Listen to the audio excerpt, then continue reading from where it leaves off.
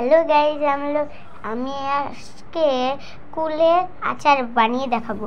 ফার্স্টে আমরা কুলের বোটা ছাড়িয়ে ভালো করে ধুয়ে লবণ হলুদ মেখে রোদে শুকিয়ে এখন আমি একটি পাত্রে জিরে, শুকনো লঙ্কা, তেজপাতা, পাঁচফোড়ন ভেজে বেটে নিয়েছি।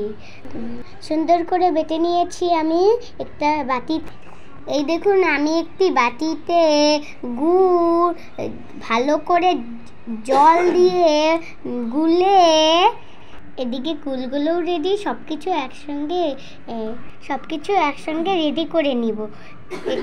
কড়াই বসিয়ে কড়াইটা গরম হলে তেল ঢেলে তেজপাতা, কুল ঢেলে ভালো করে ভাজা করে নিতে হবে।